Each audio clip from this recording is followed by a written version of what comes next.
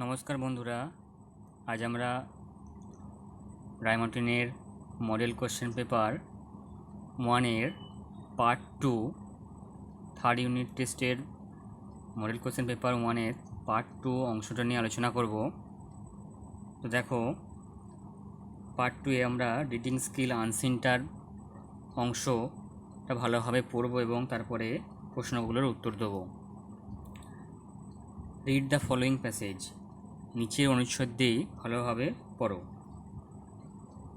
Scientists have recently reported that scientist অর্থাৎ বিজ্ঞানীরা সম্প্রতি জানিয়েছেন যে দ্য পোলার আইস ক্যাপস মেরু প্রদেশের যে বরফের স্তূপ আছে আর মেল্টিং, সেগুলো গলে যাচ্ছে। This is due to a rise in temperature known as the greenhouse effect. আর এর কারণ হচ্ছে তাপমাত্রা রাইজ অর্থাৎ বৃদ্ধি, যার পোশাকি নাম হলো গ্রিনহাউস এফেক্ট অর্থাৎ গ্রিনহাউস ফল। According to marlin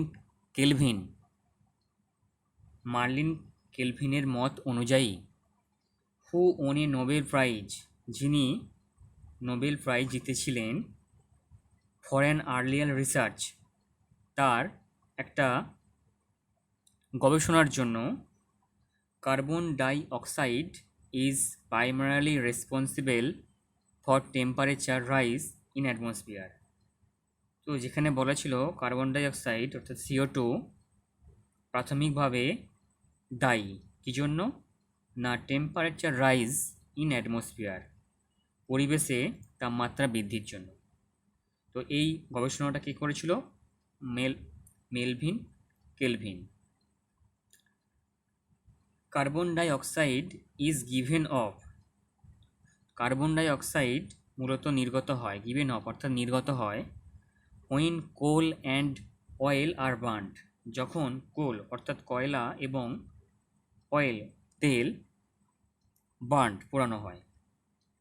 as a result, ফলস্বরূপ, the ice covering the north and south poles, ice অর্থাৎ বরফ, কভারিং যেটা ঢেকে রয়েছে নর্থ অ্যান্ড সাউথ পোলস উত্তর এবং দক্ষিণ মেরুতে, মেলস সেগুলো গলে যাচ্ছে। And this may eventually lead to a rise, আর এর জন্য এটা বৃদ্ধি করছে ইন সি লেভেল, সমুদ্রের স্তরকে, which could flood many areas in the world, এবং যার জন্য জগতের অনেক এলাকা জলমগ্ন বা বন্যা প্রবণ হতে চলেছে।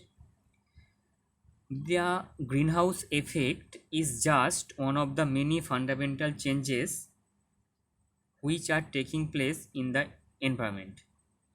তো এই গ্রিনহাউস এফেক্ট এটা অনেকগুলো যে পরিবেশের যে প্রাথমিক পরিবর্তন হচ্ছে তার মধ্যে একটা, যেটা আমাদের এই পৃথিবীতে অর্থাৎ এনভায়রনমেন্টের মধ্যে সংগঠিত হচ্ছে, তার মধ্যে একটা হচ্ছে গ্রিনহাউস এফেক্ট। ট্রপিক্যাল রেনফরেস্ট, তো ট্রপিক্যাল রেনফরেস্ট অর্থাৎ ক্রান্তীয় যে বৃষ্টি অরণ্য আছে, বনাঞ্চল, which took 50 million years to grow, যেগুলো 50 লক্ষ বছর সময় লেগেছিল বৃদ্ধি পেতে, আর বিইং রিডিউসড, সেগুলো ক্রমশ কমে যাচ্ছে at the rate of 14 acres per minute, প্রতি মিনিটে 14 একর হারে, প্রতি মিনিটে 14 একর হারে সেই বনভূমি কমে যাচ্ছে আমাদের পৃথিবী থেকে। তো দেখো, এবার আমরা এই দাগের choose the correct answer from the given alternatives, এই প্রশ্নগুলো আমরা সমাধান করব। নিচের সঠিক বিকল্পটি চিহ্নিত করতে বলেছে। তো প্রথম প্রশ্ন দেখো, the name of the researcher mentioned in the passage is, তো এখানে একজন রিসার্চার অর্থাৎ গবেষকের নাম উল্লেখ করা হয়েছে এই প্যাসেজে, তার নামটা কি? তো অপশন এ দেখো Marie Curie, option B Avogadro, option C Melvin Calvin, option D JV Priestley. তো আমরা এখানে দেখো মেলভিন কেলভিনের নামটা পেয়েছি, যিনি নোবেল প্রাইজ পেয়েছিল, তাই এই প্রশ্নটার সঠিক উত্তর হয়ে যাবে মেলভিন কেলভিন, অর্থাৎ অপশন সি। পরবর্তী প্রশ্ন দেখো, how many years the tropical rain forest take to grow? কত বছর লেগেছিল এই ক্রান্তীয় বৃষ্টি অরণ্য এটা জন্মাতে? তো অপশন দেখো, option A 50 million, option B 10 billion, option C 10,000, option D 60 million. তো আমরা এখানে দেখো, আমরা এখানে দেখতে পাচ্ছি tropical rain forest which took 50 million years to grow, অর্থাৎ উত্তর হয়ে যাবে 50 মিলিয়ন। তো আমাদের আনসার হয়ে যাবে 50 মিলিয়ন, অর্থাৎ অপশন এ। পরবর্তী প্রশ্নে চলে যাচ্ছি আমরা, 3 দাগে, the gas primarily responsible for greenhouse effect is? তো যে গ্যাসটা প্রাথমিকভাবে দায়ী গ্রিনহাউস এফেক্টের জন্য সেটা option A O2, option B H2O, option C N2O, option D CO2। তো দেখো আমাদের এখানে যেহেতু এখানে কার্বন ডাইঅক্সাইডের কথা বলা রয়েছে, carbon dioxide is primarily responsible for temperature rise in atmosphere, তাই আমাদের উত্তর হয়ে যাবে অপশান ডি, অর্থাৎ CO2। পরবর্তী প্রশ্ন 4 দাগে, গ্রিনহাউস এফেক্ট টেলস অ্যাডভার্সলি আপন দা? তো গ্রিনহাউস এফেক্ট কিসের ওপর খারাপ প্রভাব ফেলছে? অপশন এ নেচার, প্রকৃতি, ক্লাইমেট, জলবায়ু, এনভায়রনমেন্ট, পরিবেশ, ইকোসিস্টেম, অর্থাৎ বাস্তুতন্ত্র। তো এখানে দেখো, এখানে লেখা আছে greenhouse effect is just one of the many fundamental changes which are taking place in the environment, অর্থাৎ পরিবেশ। তো এখানে দেখো অপশন হয়ে যাবে এনভায়রনমেন্ট, অর্থাৎ পরিবেশ। পরবর্তী প্রশ্ন 5 দাগে দেখো, the rainforest are reduced at the rate of? Rainforest অর্থাৎ বৃষ্টি অরণ্য সেগুলো কমে যাচ্ছে কত হারে? 14 years per year, option A, option B 14 acres per minute, option C 14 acres per hour, option D 14 acres per second. তো এখানে দেখো লেখা আছে at the rate of 14 acres per minute. তো 14 একর্স পার মিনিট, অর্থাৎ অপশন বি হয়ে যাবে সঠিক উত্তর। পরবর্তী দেখো বিয়ের দাগের প্রশ্ন, আনসার দ্য ফলোয়িং কোশ্চেন, নিচের প্রশ্নগুলো উত্তর দাও। 1 দাগে দেখো, হোয়াট ইজ গ্রিনহাউস এফেক্ট? অর্থাৎ গ্রিনহাউস এফেক্ট কি? তো দেখো গ্রিনহাউস এফেক্ট আমরা উত্তরটা এখান থেকে করতে পারি। Scientists have recently reported that polar ice caps are melting. This is due to a rise in temperature known as the greenhouse effect. তো গ্রিনহাউস এফেক্টটা কি? যে সায়েন্টিস্টরা, বিজ্ঞানীরা এটা লক্ষ্য করেছেন যে মেরুপ্রদেশের বরফ গলছে, আর এটা হচ্ছে, এর কারণটা হচ্ছে রাইজ ইন টেম্পারেচার, উষ্ণতা বৃদ্ধি, known as the greenhouse effect, অর্থাৎ যার পোশাকের নাম হচ্ছে গ্রিনহাউস এফেক্ট। তো আমরা উত্তরটা আমরা সায়েন্টিস্ট থেকে এতটার মধ্যে আমরা করব। পরবর্তী প্রশ্ন দেখো 2 দাগের প্রশ্ন, what was Melvin Kelvin's research about? অর্থাৎ মেলভিন কেলভিনস রিসার্চটা কিসের সম্পর্কে ছিল? What did he win? তিনি কি জিতেছিলেন? দেখো এখানে লেখা আছে according to Melvin Kelvin who won a Nobel prize for an earlier research, carbon dioxide is primarily responsible for temperature rise in atmosphere. তাহলে মেলভিন কেলভিনের রিসার্চটার বিষয়বস্তু ছিল যে কার্বন ডাইঅক্সাইড হলো প্রাথমিকভাবে দায়ী কিসের জন্য? না উষ্ণতা বৃদ্ধির জন্য পরিবেশে। এর জন্য উনি কী পেয়েছিলেন? নোবেল প্রাইজ পেয়েছিলেন। তাই দ্বিতীয় প্রশ্নটার উত্তর হিসেবে আমরা অ্যাকর্ডিং টু মেলভিন কেলভিন থেকে আমরা অ্যাটমসফিয়ার পর্যন্ত আমরা লিখে দিতে পারি। 3 নম্বর প্রশ্নটা দেখো, mention any 2 results of greenhouse effect. অর্থাৎ গ্রিনহাউস ফলাফলে দুটো গ্রিনহাউস এফেক্টের ফলাফল লিখতে বলেছে এখানে। তো দেখো গ্রিনহাউস ফলাফলের রেজাল্ট আমরা এখানে দুটো উল্লেখ করতে পারি। প্রথম হচ্ছে as a result ice covering the north and south poles melts, অর্থাৎ উত্তর এবং দক্ষিণ মেরুর যে বরফ সেগুলো গলছে, এটা একটা কারণ। আর একটা কারণ, আর একটা ফলাফল আমরা লিখতে পারি, tropical tropical rainforest which took 50 million years to grow are being reduced at the rate of 14 acres per minute। অর্থাৎ গ্রিনহাউস এফেক্টের ফলে যে ট্রপিক্যাল রেনফরেস্ট, যেগুলো 50 লক্ষ বছর লেগেছিল জন্মাতে, সেগুলো কমে যাচ্ছে প্রতি মিনিটে 14 একর হারে। এরপরে সিয়ের দাগে দেখো, feel in the chart with information from the passage. এখানে একটা ছক দিয়েছে, তো যেখানে প্যাসেজ থেকে তথ্য নিয়ে আমাদের এটা পূরণ করতে হবে এই ছকটা। তো প্রথম প্রশ্ন, type of forest mention in the passage. কী ধরনের বনাঞ্চলের কথা এই প্যাসেজে উল্লেখ করা হয়েছে? তো এই প্যাসেজে ট্রপিক্যাল রেনফরেস্টের কথা উল্লেখ করা হয়েছে, তাই আমরা এখানে লিখে দিতে পারি ট্রপিক্যাল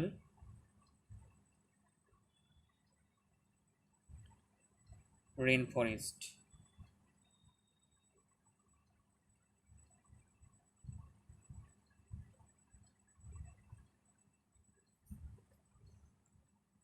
দ্বিতীয় প্রশ্ন দেখো, cause for the production of carbon dioxide. তো কার্বন ডাইঅক্সাইডের যে উৎপত্তি, তার কারণ কি? তো এখানে আমরা প্যাসেজ থেকে আমরা দেখতে পাচ্ছি কার্বন ডাইঅক্সাইড কোল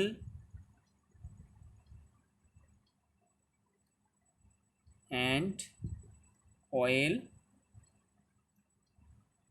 আর বার্নড, অর্থাৎ কয়লা এবং তেল পোড়ানো হচ্ছে। এটাই হচ্ছে মূলত cause for the production of carbon dioxide. তো এরপরে আমরা চলে যাব গ্রামার এবং ভোকাবুলারির অংশটায়। দেখো, এখানে বলা হয়েছে add suffix to the words to change their meaning. Suffix যোগ করতে বলেছে এবং ওয়ার্ডগুলোর মিনিং যাতে পরিবর্তন করা হয়। কাইন্ড, তো কাইন্ডের সঙ্গে আমরা নেস যোগ করে কাইন্ডনেস লিখতে পারি, কাইন্ডনেস।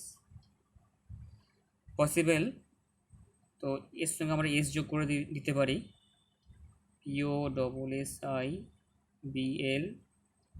POSSIBLES। অনেস্ট, অনেস্ট আমরা সাফিক্স যোগ করতে পারি অনেস্টি, HO,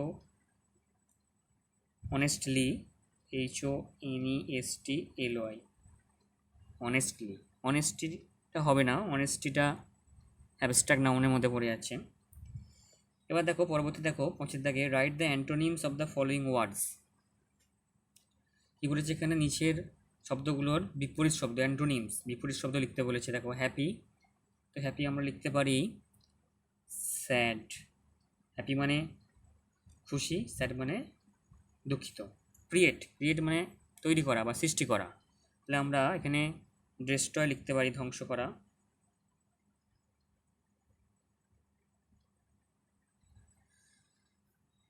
এরপরে দেখো 6 দাগে, ডু অ্যাজ ডাইরেক্টেড। এখানে 3টে প্রশ্ন দেওয়া রয়েছে। The man saw a snake that was big. মানুষটা একটা সাপ দেখেছিল, এটা বড় ছিল। এটাকে করতে বলেছে make it a simple sentence.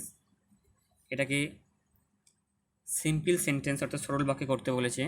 দ্বিতীয় প্রশ্ন দেখো, the children have broken a glass, change the voice, অর্থাৎ ভয়েস চেঞ্জ করতে বলেছে। Seema said I am reading a story now. Seema বললো আমি এখন একটা গল্প পড়ছি।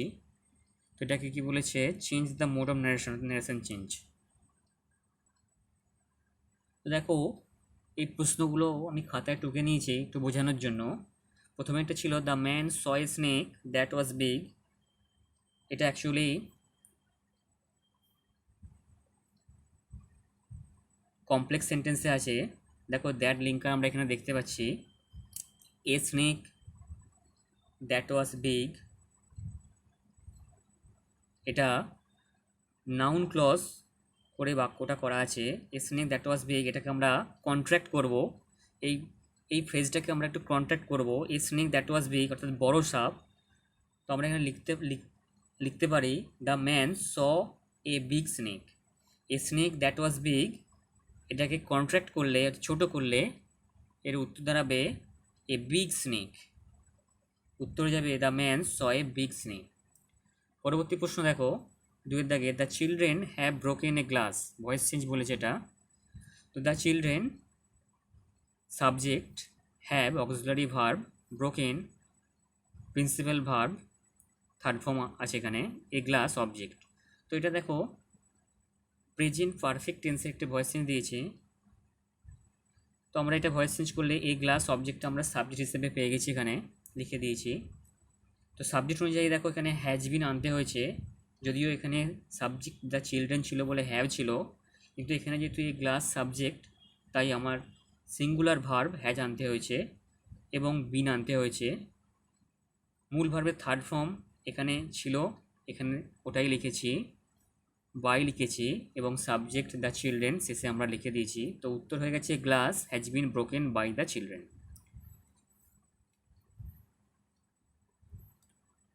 3 নম্বর প্রশ্ন দেখো, Seema said I am reading a story now. Seema বলেছিল আমি এখন একটা গল্প পড়ছি। তো এটাকে বলেছে দেখো change the mode of narration, অর্থাৎ এটাকে ন্যারেশন চেঞ্জ করতে বলেছে। তো দেখো এটা একটা অ্যাসার্টিভ সেন্টেন্সে ন্যারেশন চেঞ্জ। তো I am reading a story now এটা প্রেজেন্ট কন্টিনিউয়াসে আছে এবং রিপোর্টিং ভার্ব সেড অর্থাৎ পাস্টে আছে, তাই ন্যারেশন চেঞ্জের নিয়ম অনুযায়ী অ্যাসার্টিভ সেন্টেন্সে প্রেজেন্ট কন্টিনিউয়াস টেন্সটা পাস্ট কন্টিনিউয়াস টেন্সে পরিবর্তিত হবে। তো আমরা দেখো লিখেছি এটাই, সীমা সেড, সীমা বলেছিল, কমা এবং ইনভার্টেড কমা তোলার জন্য আমাদেরকে দ্যাট লিঙ্কার আনতে হয়েছে। এই লিঙ্কার প্রতিটা টেন্সের জন্য আলাদা আলাদা হয়, যেহেতু এটা অ্যাসার্টিভ সেন্টেন্স তাই দ্যাট আনতে হয়েছে। তো দেখো আই, এখানে আই অর্থাৎ আমি, তো আমি এখানে সীমাকেই বোঝানো হয়েছে, সীমা নিজেই বলছে, তাই আমি সীমার বদলে এখানে নাউনের বদলে এখানে প্রোনাউন সি প্রোনাউনটা এখানে বসাতে হয়েছে। এবং পাস্ট কন্টিনিউয়াসের নিয়ম অনুযায়ী সাবজেক্টের পর ওয়াজ ওয়ার বসাতে হয়, তো সি এর সঙ্গে ওয়াজ বসানো হয়েছে এবং মূল ভার্বের সঙ্গে আইএনজি অর্থাৎ রিডিং বসানো হয়েছে। এ স্টোরি একটা গল্প, এবং এখানে দেখো একটি অ্যাডভার্বিয়াল আছে নাও, নাওটা এগুলো চেঞ্জ করতে হবে, এরকম কিছু নির্দিষ্ট অ্যাডভার্ব আছে যেগুলো চেঞ্জ করতে হয়। তো নাওটা চেঞ্জ করে দেন বসানো হয়েছে এবং স্টপ দেওয়া হয়েছে। তা উত্তরে গেছে Seema said that she was reading a story then.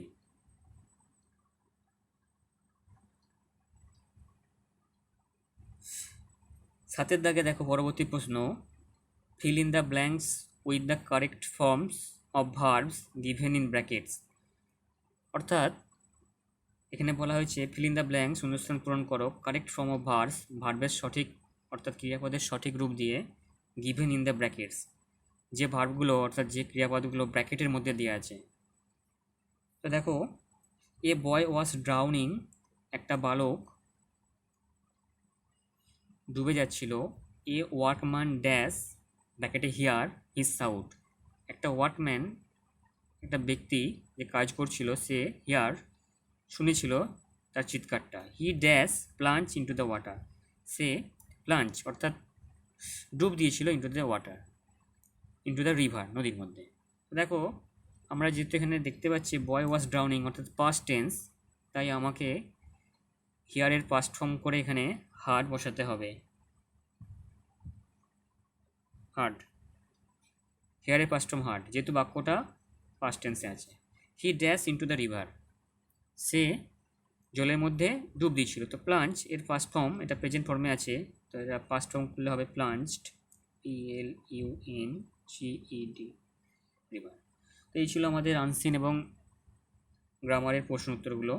Next পার্টে আমরা পরবর্তী মডেল কোশ্চেন পেপার 2 নিয়ে আমরা আলোচনা করব।